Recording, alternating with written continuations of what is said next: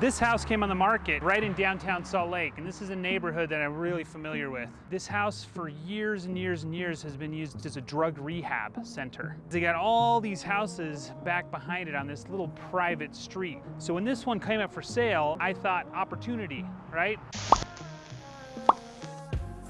So I got this one under contract, and in the 30 days that I had to close, I went around and knocked on the doors of all the other homes and was able to talk all of them into selling me their properties for really cheap. Thus became the Bishop's Place project. So this place is in pretty bad shape. You can see it's right on 300 West. I mean, a prime location downtown. Like the Salt Lake City Temple is just like 3 blocks away. And all these properties make up an entire acre, a downtown acre. This big house is 6,000 square feet. And they used this as kind of the main drug rehab detox unit. When residents would like reach a certain level in the program, they would move them back into the back homes. Big freaking spider right there.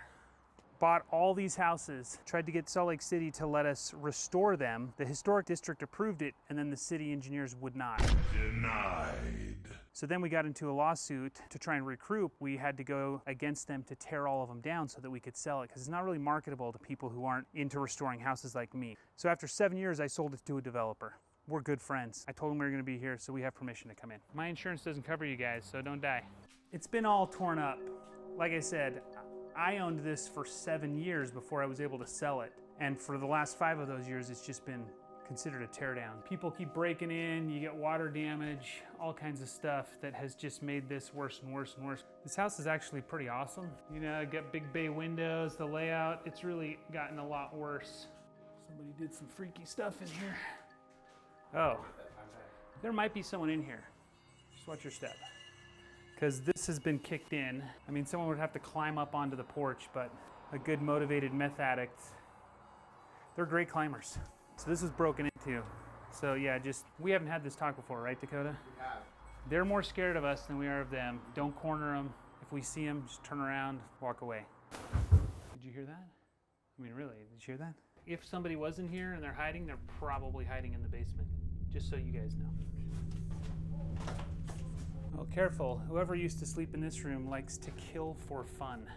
Dude, come here. I need you to smell this. It smells like a box of crayons, right? Am I correctly sniffing that out? This is what a house looks like after 7 years of neglect. Then again, it actually looked like this about like 6 months after. It hasn't really changed since. When I bought this, we thought the foundation was so bad, but I'm remembering really bad foundation cracks. But I think it was just because it was 10 years ago and I wasn't so experienced with bad foundations, because this is not that bad. This one looks way better than the other ones.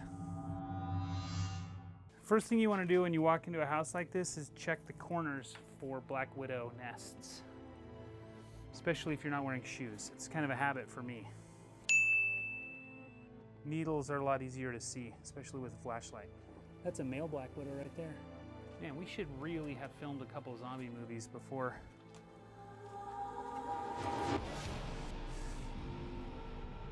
I remember there's a creepy, weird basement back here. There's a whole bunch of spider webs. Let me find something. This looks pretty short, and so we're gonna just have spider webs all in our hair. I'm bald, they just fall right off.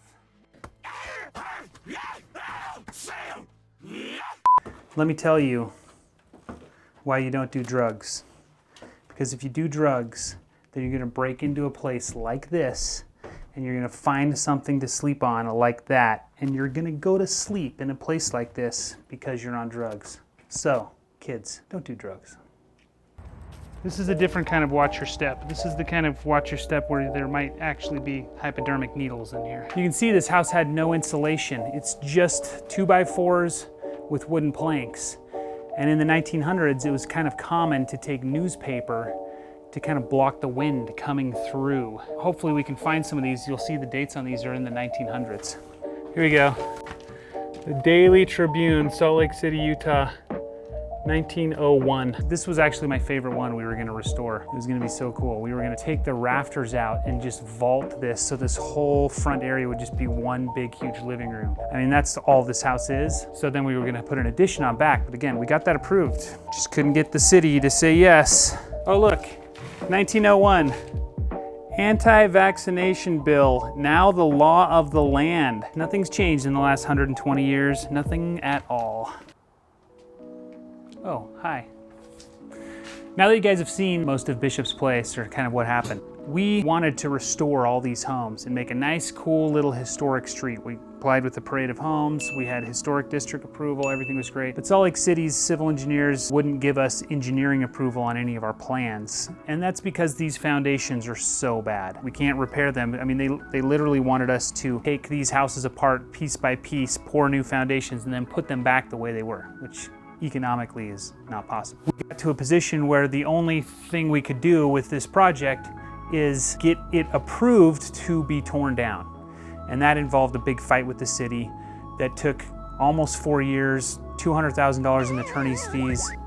And finally, as soon as we got that approval, one of the biggest developers in the state, Garbett Homes, came in and bought the project. And when I went in for another project later, like 6 months later, one of the planners, said, "I'm John." He's like, "Oh, I know who you are. You're the butcher of Bishop's Place." And the Historic Society came out with a thing saying, "We can't believe that the developers are tearing these down." So, I've been a bad guy on occasion. I try to restore historic homes as much as I can. And I'm actually a little sad to hear that this is getting torn down the next week, even though that's what needs to happen. I'm here at Bishop's Place. It's demo day. Remember the house I donated to the fire department? It's that big hole right there. There used to be 13 houses on this street. I go out of town, here of course, they show up and do something right away. Tearing down the last home here. All the other ones, there used to be a duplex here, home, home, home, home. Another home there, another home right here. All gone. You spray that water on there, keep all the dust particles from the lead-based paint, because that house is over 100 years old. Lead-based paint, asbestos, any kind of crap in there, spraying it with water and keeping it wet keeps it from spilling up into the air and killing us all or something. It took 9 years fighting with the city, working with the city, then fighting with the city, fighting with my investors, working with my investors. Now Garbett Homes is gonna take this and turn it into something freaking awesome. It was a major, major chunk of my career spent on this project. Which lets you know, just because they're big and beautiful, doesn't mean you're gonna get rich. I thought I was gonna get rich for years. I made $10,000. $10,000 after 9 years. 13 properties, an acre in downtown Salt Lake City. Hello, darkness, my old friend. But it's gonna be awesome, and it's gonna be awesome because of me. It would still be a drug addict, terrible house if I didn't do all of that.